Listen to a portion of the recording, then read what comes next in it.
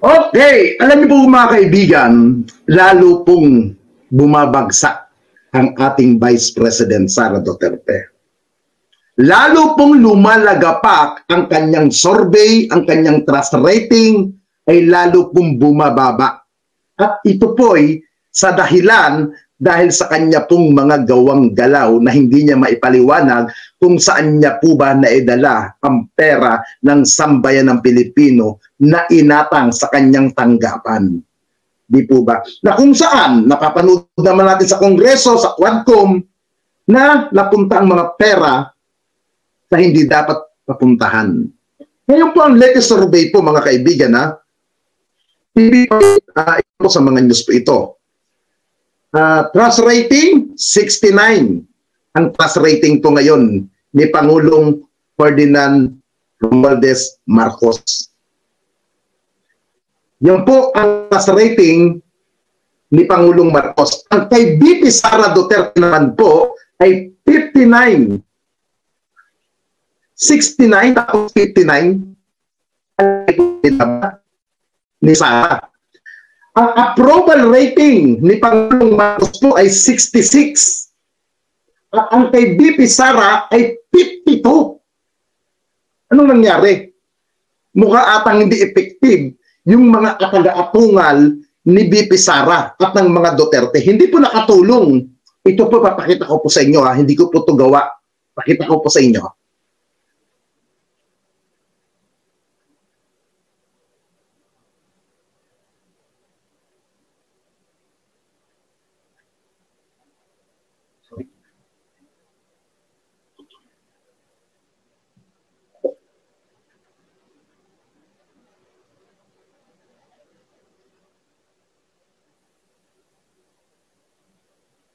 Yan po ang trust rating ni Pangulong Ferdinand Romualdez Marcos.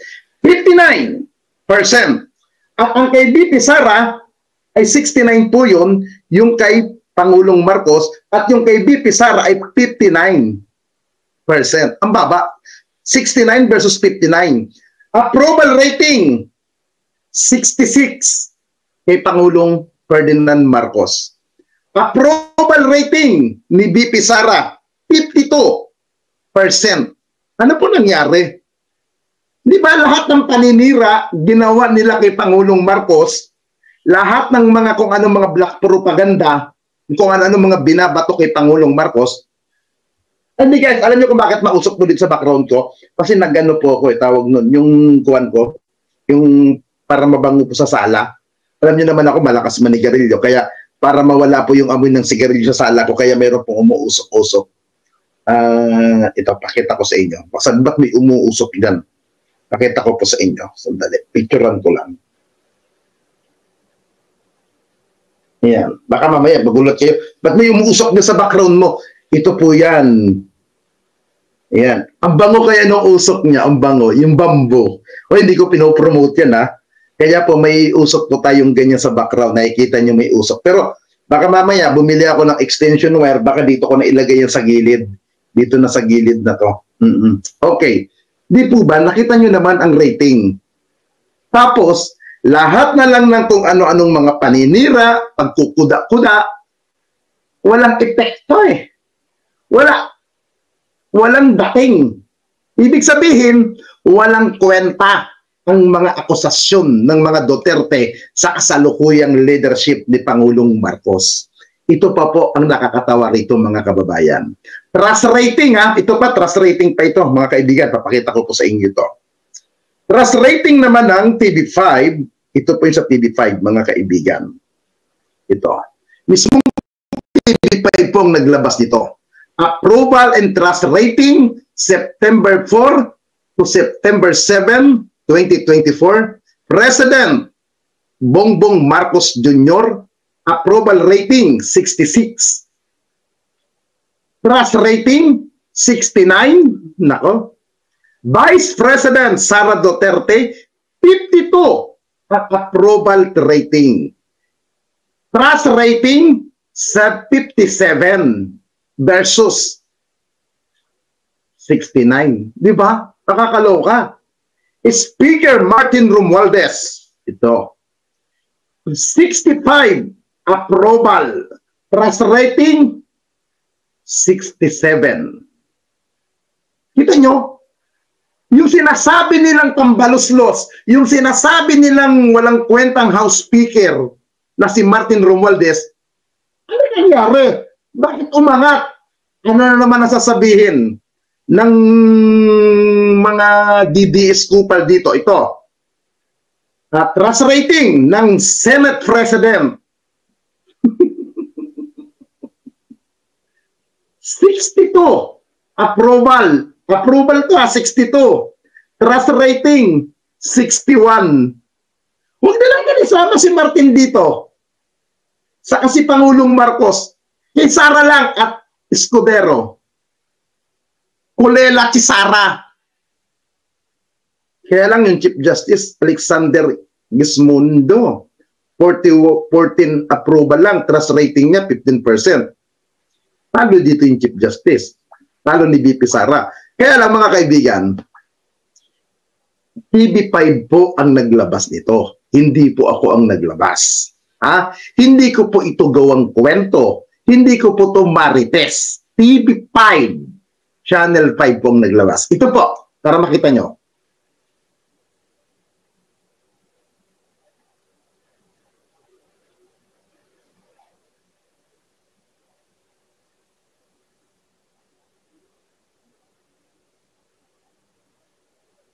Kita nyo po?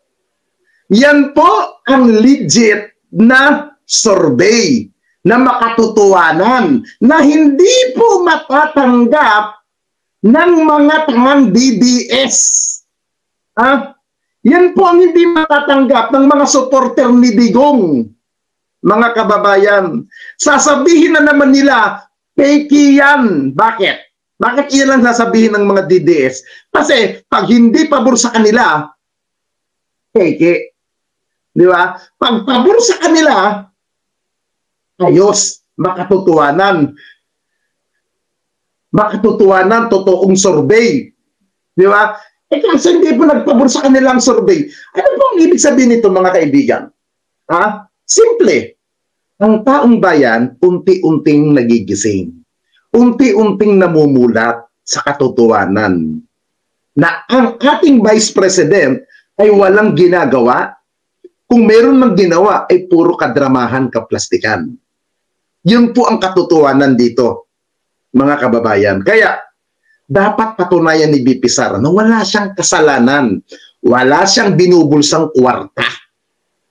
Kagaya na lang po nito, alam nyo, salamat sa Department of Justice, DOJ. Bakit?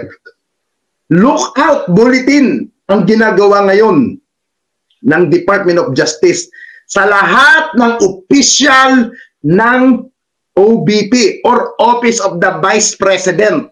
Lookout bulletin po lahat sila ngayon. Nag-release po ang DOJ. Ito po ang balita dyan, mga kababayan.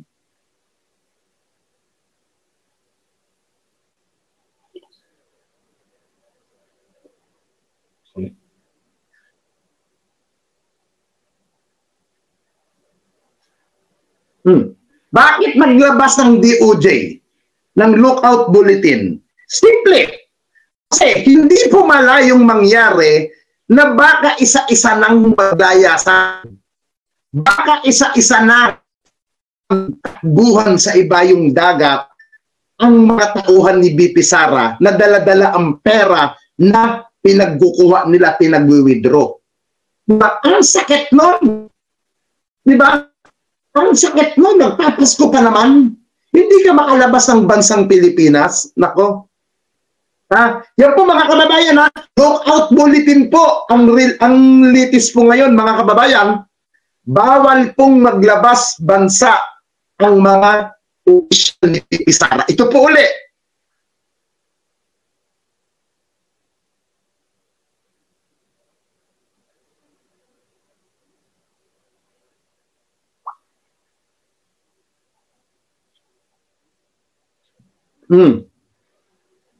No, di po ba?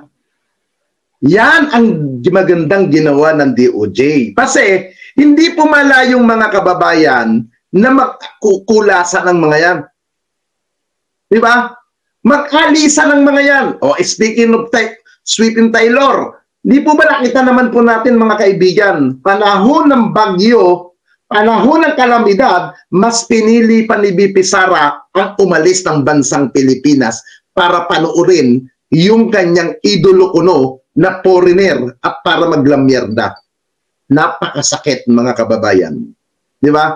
Ngayon, nananawagan po ang gusto pong mangyari ng mga kamag-anak ng mga nabiktima ng war on drugs, ayon po sa ulat ng ABS-CBN, panagutin si Duterte. Total, umami naman siya eh. Dapat lang talagang panagutin. At hindi lang si dating Pangulong Duterte ang dapat panagutin dito. Panagutin si dating PNP chief at ngayon ay Senator Ronald Bato de la Rosa. Kung talaga mang may kinalaman ang mamang yan, ba'y dapat na talagang panagutin ang mga taong yan. Di ba? Panagutin.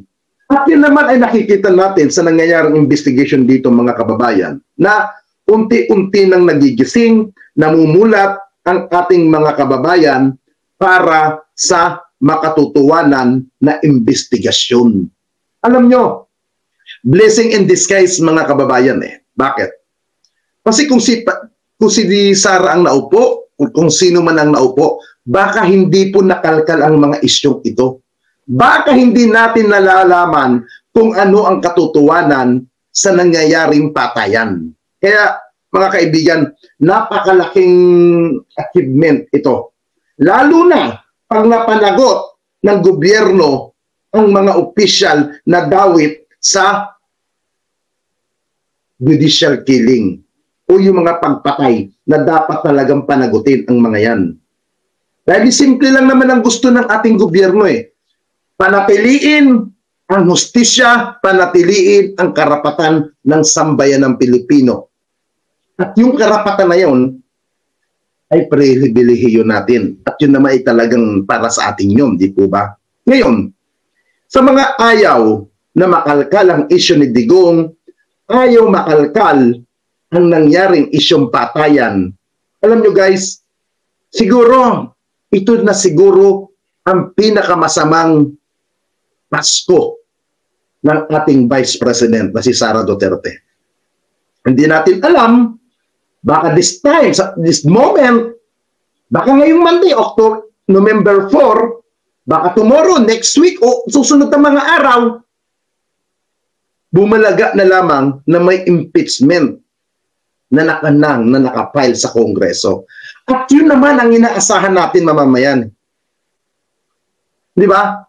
Yung ginawa ba ni Duterte na war on drugs, nakatulong ba talaga sa sambayan ng Pilipino?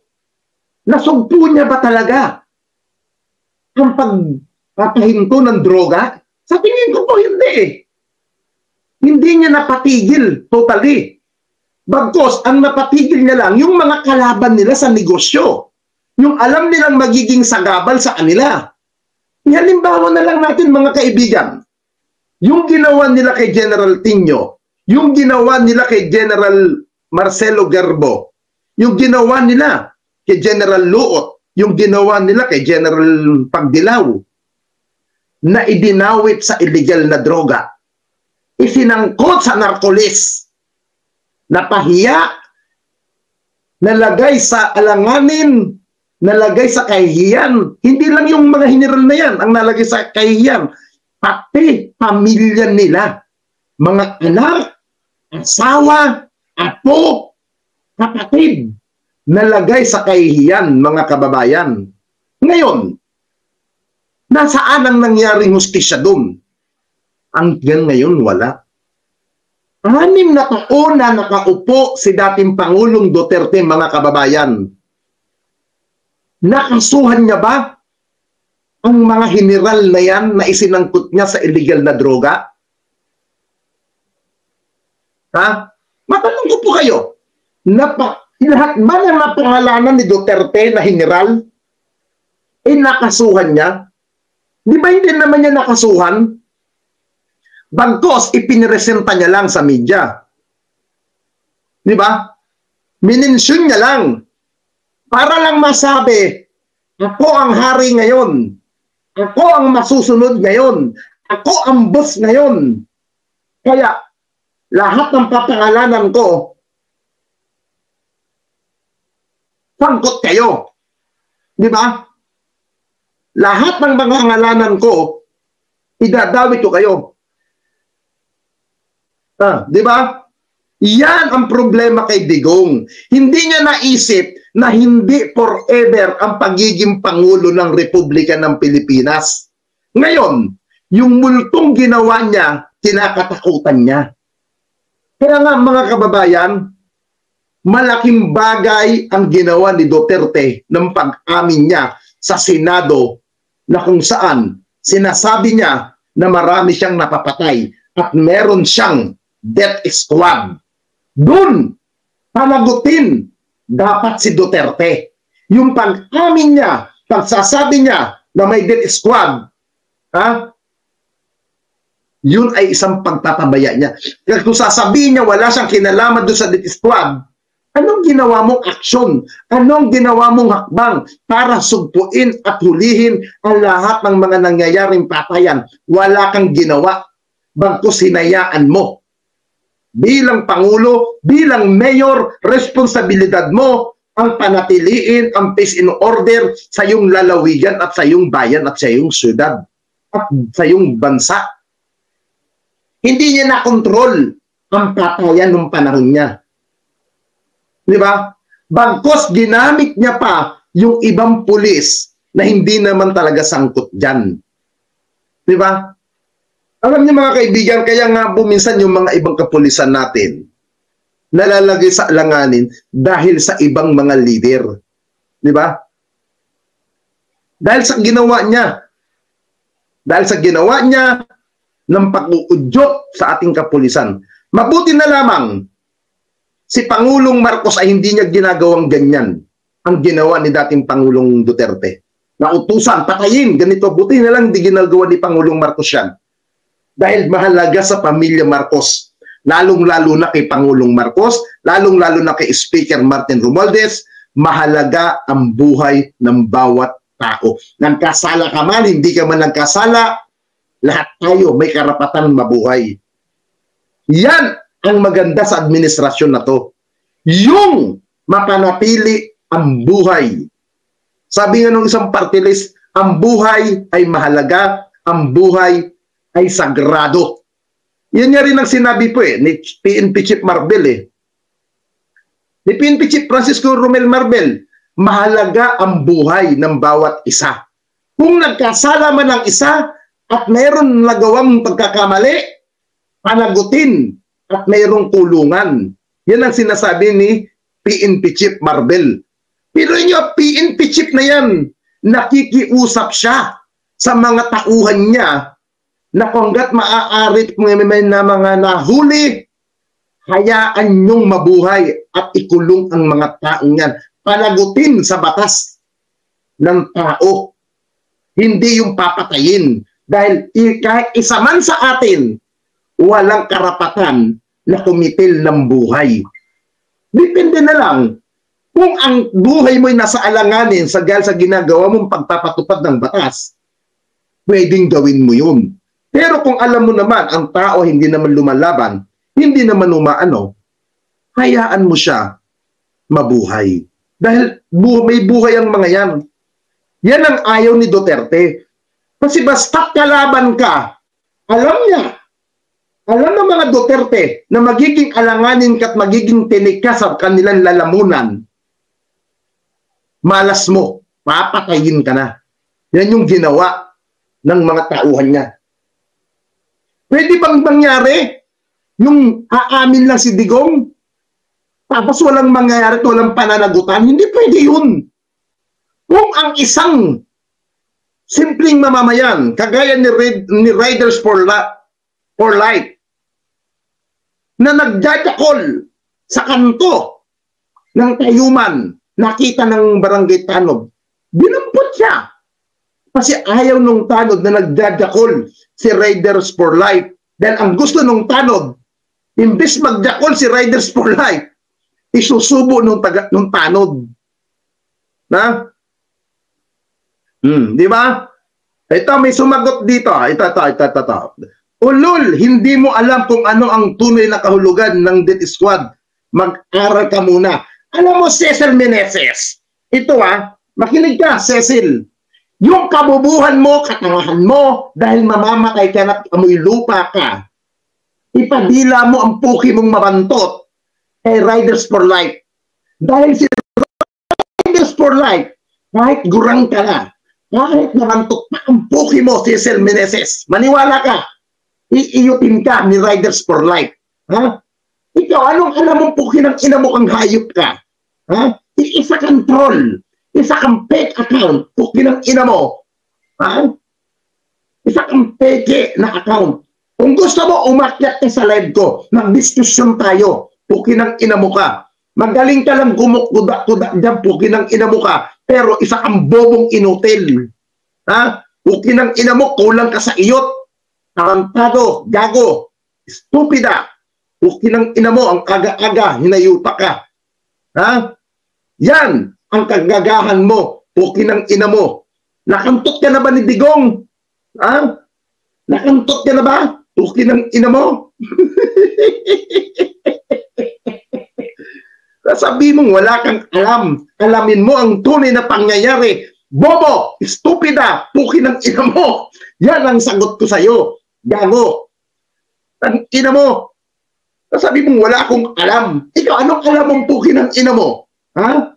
Yung panahon ni Duterte, putang ina mo ka, ilang beses ko nang pinangangalandakan na kasama ako sa judicial killing investigator ni Duterte. At ang order sa amin nung panahon na yun, lahat ng napatay kahit negative, positive, ipapositive namin, puki ng ina mo. Ayan ang papel, yan ang document, puki ng ina mo. Kasama ako sa nag-imbestiga para lamang patunayan na lahat ng napatay ay sangkot sa illegal na droga.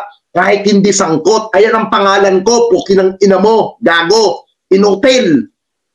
Ha? Ayan permado pa mismo yan ng DILG, puki ng ina ka. Huwag kang tanga, bobo. Ayan permado ng DILG yan. Ha? Ikaw, ha? Follower na tanga. Puki ng ina mo, Cecil, magpakantot ka na lang. Ha? Tanga, bobo. Yan ang mahirap sa isang katulad mo DDS ka ng DDS. Duterte ka ng Duterte, puki ng ina mo, pumupunta ka sa anti-Duterte. Alam mo, anti-Duterte ang nagla-live dito, pupunta ka rito, puki ng ina mo ka. Tanga. Sabi mo, alamin ko, dahil wala akong alam. Ayan ang document ang pinapakita ko. Kasama ako sa nag-positive lahat. Lahat ng mga napatay sa war on drugs ng panahon ni Duterte, kahit negative yun. Kahit bata ka, ipapositive kita. Dahil yan ang order sa amin ng Malacanang. Tanga. Sasabihin mong, alamin ko, puki ng ina mo. Ikaw anong alam mo? Hanggang supporter ka lang na wala kang alam dahil tanga ka. May nalalaman ka pang handot ka. Putang ina mo. Ipakain mo ang puki mo kay Riders for Life. Putang ina mo nang tumirik ang mata mo ngayong umaga. Putang ina mo ka, sasabihin mo wala akong alam. Ako, Duterte vlogger ako nung panahon ni Digong. Pasok ako sa loob, bayad ako ni Duterte, nakaperol ako nung panahon niya, at hanggang ngayon, piniperol pa rin ako ni Bongo. Kahit hindi na ako humihingi sa kanila, pinapadalhan pa rin ako ng tanggapan ni Bongo. Kahit magpakitaan tayo ng GCash, magkalkalan tayo, pinipiin pa rin ako ng mga tao ni Bongo. Sir, ipadala na namin yung para sa'yo. Tanga, bobo, inutil. Ikaw, control ka man ni Digong, utang ina mo ka, baguhan ka lang. Ito, nag-comment si Riders for Life. Takot ako sa bira. Di ba? Ang inang niyo pumasok, alamin ko daw. Na wala daw akong alam. Utang ina mo, ako pa walang alam. Ha? Ayan pangalan ko, ayan order yan ng DILG sa amin. Utang ina mo, yung meeting namin, ayan ito yung mga meeting namin ng mga panahon na yon, gago. May buhok pa ako ng mga panahon na yan. Oh. May book pa ako niyan. Oh. Eh, sasabihin mo sa akin na wala akong alam sa mga pangyayari na yun. Ikaw naman, papasok ka lang dito, magiging tanga ka pa. Ikaw ang walang alam, syunga, bobo. Huwag kang magmarunong, utang ina mo. Ha? DDS ka. Tapos bobo ka. Ha? Ito. Kap, anong masasabi mo kay Muking? Totoo ba yung mga sinasabi niya sa hearing? I'm sorry, hindi ko napanood yung mga sagot ni Muking sa Senado. Hindi ko po napanood yun. Kasi nung time po na yan, may activity kami. May activity kami sa PNP, kaya hindi ko po na-monitor yung mga sagot ni Muking. Oh. Pero bigyan niyo po ako ng time na panoodin ko ng mabuti ang bawat sagot ni Muking. Ha? Kaya doon sa kay Cecil, na nanonood ka, puki ng ina mo ka, manood ka lang dyan. Ha? Ha? Manood ka lang. Huwag mong ipahalata ang pagiging tangat bobo mo. Puki ng ina mo ka. Inutil ka. Ha? Ano na lang mo kayayari nyo kay Speaker Martin Romualdez? Kung ano ng mga akusasyon nyo kay Speaker Romualdez, ano nangyari? Nakatulong ba kayo? Ha? Nakatulong ba? Ha? Nakatulong ba yung mga pinagsasabi nyo kay Speaker Martin Romualdez na paninira, alipusta? Wala. Kasi, mga bobo kayo. Ito bang nakakahiya sa inyo? Ha? Tauhan ni Duterte? Tinatawagan ako? Kinukuha muli ako maging vlogger at pinababalik na ako dyan? Eh sabi ko nga, boss, ang dami nyo ng vlogger. Sandamukan ng vlogger dyan. Oh, bakit ako tinawagan? Bakit ako kinakausap? Ibig sabihin nun, mga inutil ang mga vlogger ngayon ng mga Duterte. Walang kwenta. Oh, walang kwenta ang mga vlogger ng mga Duterte. Kaya nga lagapak si Sara eh. Kaya nga bagsak si Sara sa survey dahil natangat, bobo. Hindi nyo matanggap sa sarili ninyo. Ha? Yan kasi ang problema sa inyo mga puki ng ina ninyo eh. Hindi kayo marunong tumanggap. Hindi kayo marunong umamin ng pagkakamali ninyo. Ha? Ako, inaamin ko, nagkamali ako nung panahon ni dating Pangulong Duterte. Ha? Nagkamali ako. Dahil yan sa utos sa akin na lahat ng assignment ko, lahat ng pupuntahan ko nung panahon ng war on drugs ni Duterte ay dapat i-positive ko. Yan ay dahil sa utos sa akin. Ha? Yan ang utos sa akin ng mga tao ni Duterte. At yan po ay hindi nyo maitatanggi. May record po ang DILG dyan. Ha? Yan ang hindi nyo maitatanggi. Mga kaibigan. Ha? Yan ang hindi nyo maitatanggi, mga kababayan. Kaya yung mga nagkasabing nanonood dyan na wala akong alam sa pangyayari ng war on drugs, look at yourself kung sinong walang alam sa atin. Ha? Yan ang tignan ninyo sa sarili nyo. Nagmamarites lang kayo, hindi naman kayo kasama sa investigasyon. Ha? Ha? Tapos sasabihin pa nung putang inang babaeng to, ako daw ay walang alam. Gago! Ang ina nyo, ha? Ako pang walang alam, putang ina ninyo.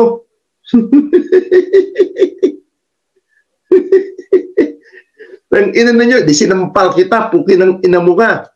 Ako pang walang alam, ha? Eh ako tong kasama. Ako lang ang bukod tanging vlogger nung panahon ni Duterte ang inatasan na mapabilang sa mga mag-imbestiga sa war on drugs. Ha? Ha? Tapos sasabihin nyo, ako pang walang alam. Kahit si Banat Bay, hindi yan pinatawag para sa war on drugs investigation. Ako lang ang isang vlogger. Ako lang ang inatasan. Ha? Kaya huwag kayo magmarunong. Mga puki ng ina ninyo. Kundi tusukin ko mga mata ninyo. Tatanga-tangahan kayo. Ha? Tigil-tigilan yung kabubuhan nyo, kalitsihan nyo, kahindukan nyo. Ngayon, ang gagaling yung kumuda. Ano nangyari? Nakatulong ba kayo kay Sara? Puro kayong basura. Puro kayong mga ungas. Ha? Sa madaling salita, walang kwenta. Ha? Puro kayo allegation. Puro kayo bintang. Wala kayong ebidensya. Ha? Yan o, si Sara Duterte nga hindi na makasagot. Nananahimik na yung kali. Ano na naman ginagawa ni Sara ngayon? Nagkakalikot na naman ang puday niya. Ha? Para magmarites na naman susunod na press conference. Diyos ko, nakakahiya kayong mga puki ng ina ninyo. Ba't hindi pa kayo nagtandamatay mga putang ina nyo? Ha? Nasasabihin nyo? Sasabihin nung Cecil, mag-imbestiga daw ako, walang alam. O, hindi ko na may alam. Utang ina mo ka. Ikaw na ang ninalalaman. Ako pa palang walang alam. Diyos ko, nakakahiya sa'yo, promise. Ang ina ninyo. Huwag nyo nang dagdagan, namumroblema na si Senator Bato de la Rosa. Namumroblema na si Senator Bongo. Alam nyo, doon sa mga supporter ni Digong, para makatulong kayo sa puon ninyo, sa inyong santo, sa inyong puon, alam nyo, simple ang gawin nyo. Maglabas kayo ng makatutuwanan na vlog. Hindi yung kukomment kayo dyan, titirahin nyo ako. Sinasabi ko naman sa inyo, ako po ay anti-Duterte. Ako po ay pro-government. Pag sinabing pro-government, wala kayong aasahan sa akin sa bunganga ko na magiging papuri sa mga Duterteng inutil. Ha? Yes, inutil talaga si ating Pangulo Duterte. Bakit? Tumatayo pa ba ang bayagnan?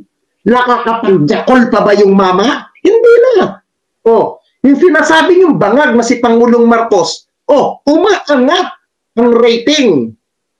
Tumataas ang approval at tiwala ng sambayan ng Pilipino. Yung sinasabi niyong si Tambaluslos, na hindi naman Tambaluslos, na si Speaker Martin Romualdez, lalong umaangat, malaking sampal kay Sara Duterte, yung trust rating na nakukuha ni Speaker Romualdez ngayon. Yan ang hindi nyo matanggap. Dahil obligado kayong idepensa ng idepensa, sirain ng sirain, pero walang kwenta ang inyong ginagawang paninira sa gobyernong ito. Kasi alam na ng taong bayan na puro kasinungalingan ang inyong ginagawa.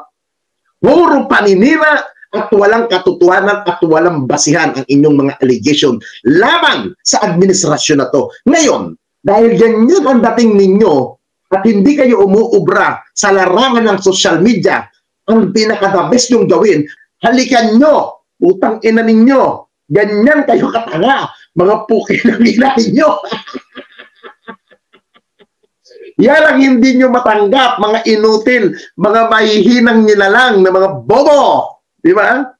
I'm sorry masakit ang katotohanan na mga bobo kayo. Ha? Yan ang hindi nyo alam na mga ungas kayo. Ha? Kasi nga bobo kayo.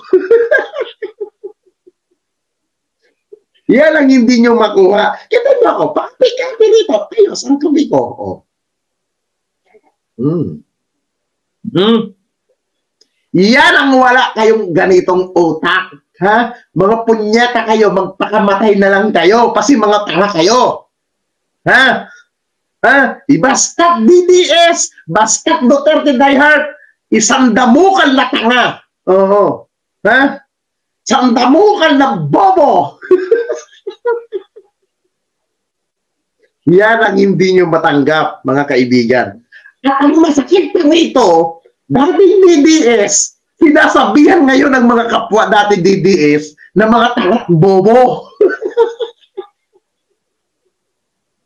Wala tayong magagawa, mga kapatid. Yan ang katotohanan. Ha? Yan si BMR, utang ina niya, nagpapanggap na may utak niyan, pero bobo. Ha? Manghihingi ng pangkape, manghihingi ng pangkain doon sa follower. Utang ina mo ka, BMR, isa kang patay gutom. Hayop ka.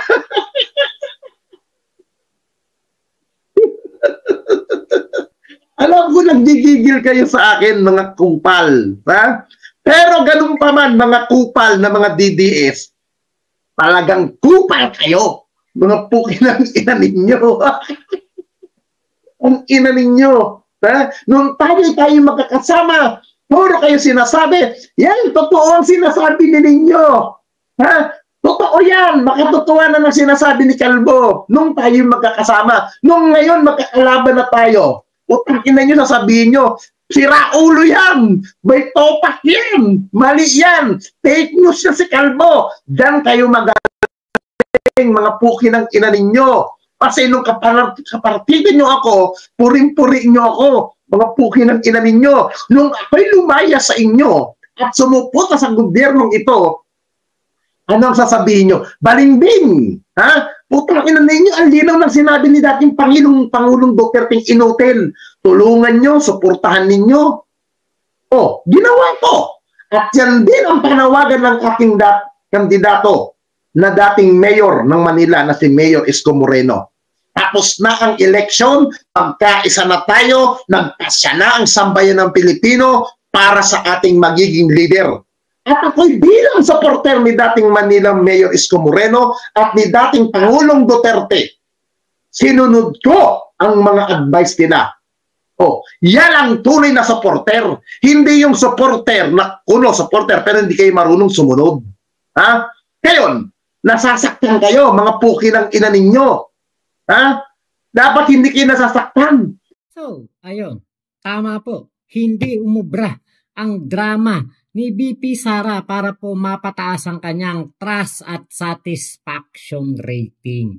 At nito nga pong mga nakaraang survey, pababa nga po ng pababa talaga ang rating nitong si BP Sara. Sino ba naman ang tataas? Ang tiwala sa ating Vice Presidente. Yun nga lamang napakasimpleng mga pondo na sana'y sinasagot niya kung saan niya nilustay ang pera ng taong bayan, hindi po niya masagot.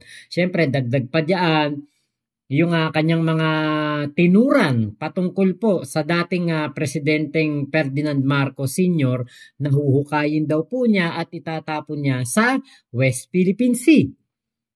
At ang patuloy niyang paglaban sa ating Pangulong Bongbong Marcos, patuloy niyang paninira, patuloy niyang pagiging pasaway, entitled, di ba? Nakikita ng taong bayan yan. Alam ng taong bayan kung sino talaga ang nagmamalasakit sa mga Pilipino. Alam ng mga Pilipino kung sino talaga ang merong pagmamahal sa kanyang mga kababayan. Sa nangyayari po ngayon sa Quadcom hearing, sa Senate hearing, sa mga issue na lumalabas patungkol po dito kila Bato de la Rosa, kila Digong, kila Bongo, nagigising po ang kamalayan ng ating mga kababayan, ang kanilang mga kaisipan, namumulat sila sa tunay na laro ng mga katulad ni Sara Duterte. Actually, hindi lang naman si Sara Duterte ang bumababa ang rating. Talaga pong damay. Lahat po ng kanyang mga kagrupo, lahat ng kaalyado ng kanyang ama. Isa sa mga kumbaga pinagsimula ng pagbaba po ng kanilang rating yung patungkol diyan kay Kibuloy. Simula nung sumuporta kay Kibuloy, itong si Robin Padilla, si Bongo, si Bato, si Aimee.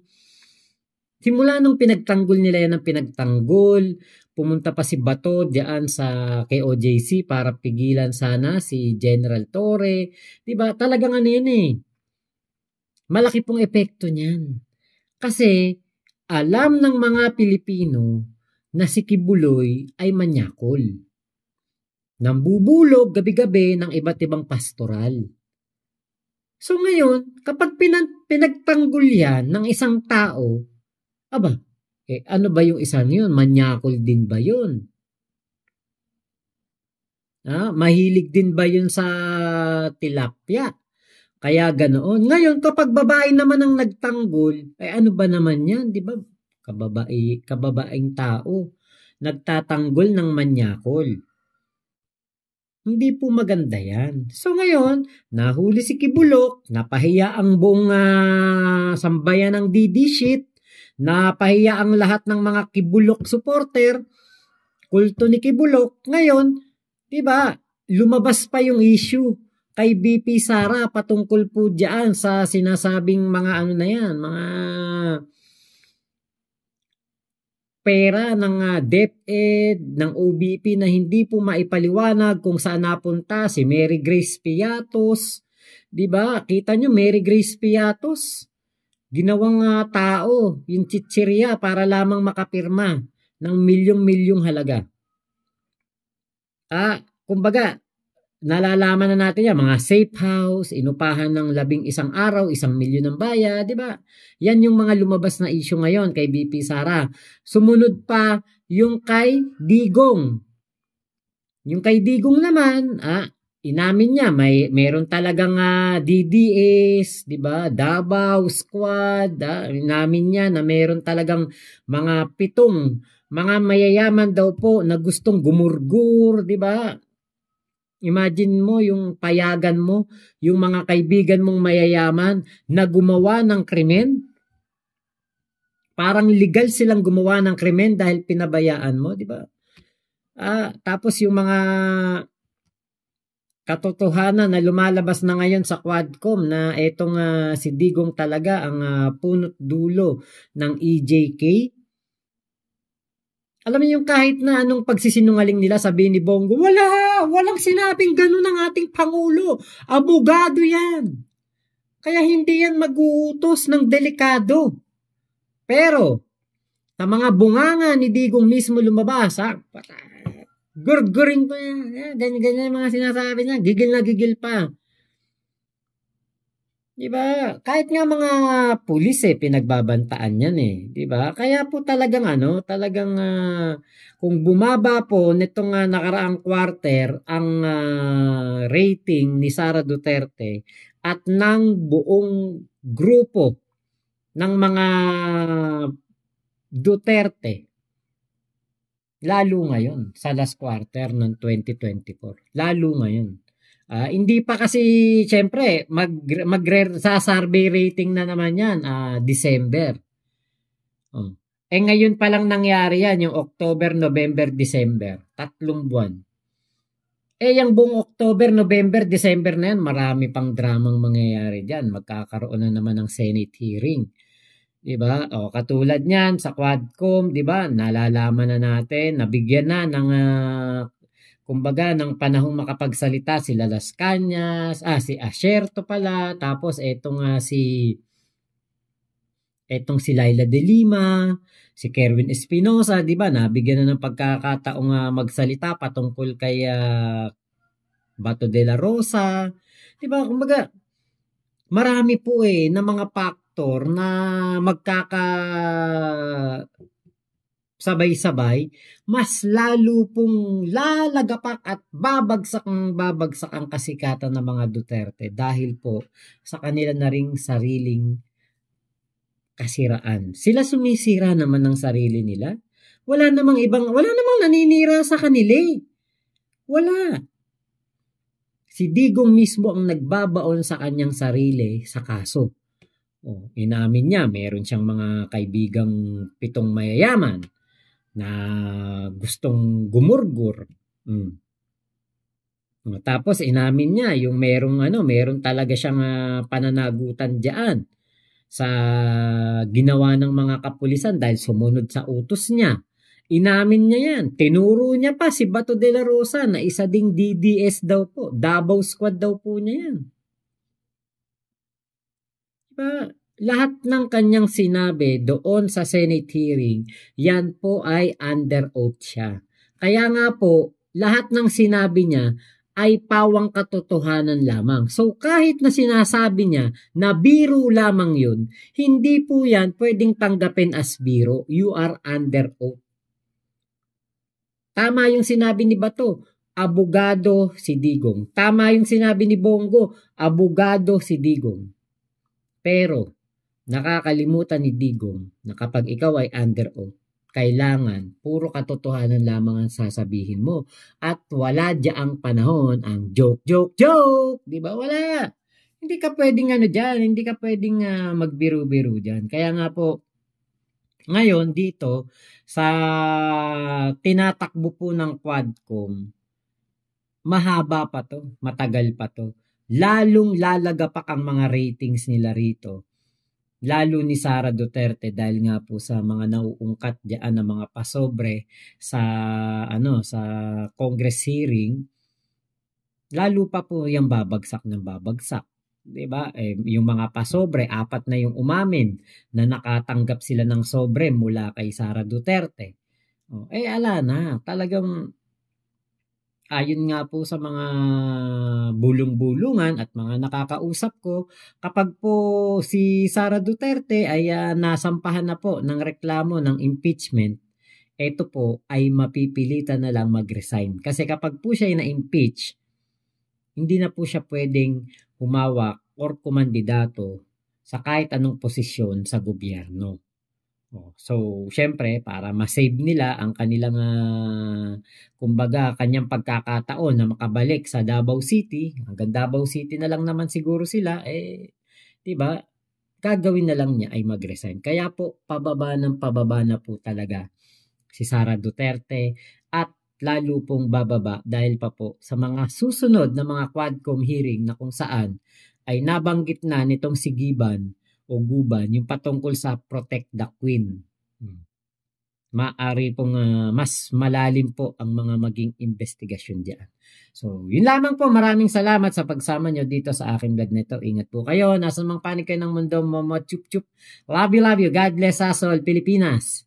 God first. Salamat po. Thank you dun sa sa video ni Kuya Nino Barsaga na talaga namang napaka-ma-aksyon. Salamat po.